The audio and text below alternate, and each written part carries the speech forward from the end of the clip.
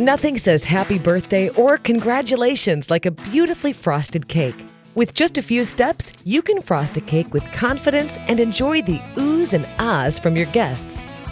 You'll need this basic equipment: a long serrated knife, cake plate, waxed paper, simple syrup, pastry brush, offset spatula, frosting. Step 1. Make flat tops. If the cake layers have dome-shaped tops, you'll need to trim them to make the tops flat. Place a cooled cake layer on a sheet of waxed paper. This will make it easier to maneuver. Rest your palm on the domed top and hold the serrated knife parallel to the top of the cake. Lightly score the edge where you'll make the cut. Gently begin sawing back and forth into the cake. When you've made one cut, rotate the cake and make another cut. Step 2. Prepare to frost. Put the bottom layer of cake on your cake platter.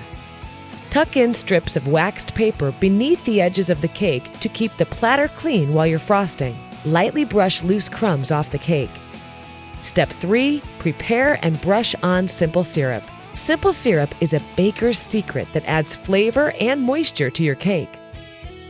To make simple syrup, add 1 cup of sugar and 1 cup of water to a medium saucepan and bring to a boil. Flavor your syrup if you like. Let the syrup cool and strain out any solids before you brush it on the cake. Step 4. Frost, layer, then frost again. Place a large dollop of frosting on the center of your first layer. Spread it evenly to the sides. It doesn't have to be perfectly even because the top cake layer will flatten it out. Carefully place the top layer, cut side down, on top of the frosted layer. Do your best to align the layers. Don't worry if frosting squeezes out the sides. You'll use that later.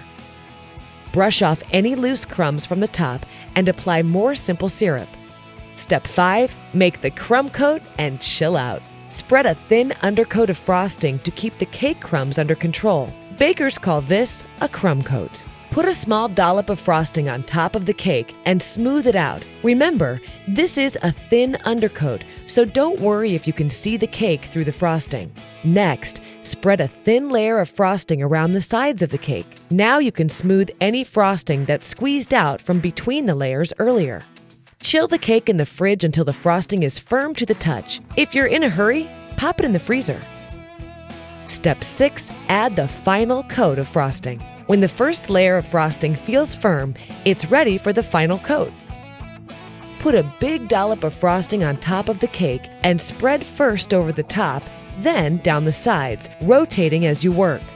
For a super smooth finish, dip your offset spatula in hot water. Shake it off, then use it to smooth the frosting. The heat from the metal melts the frosting just enough to even out any dips and bumps.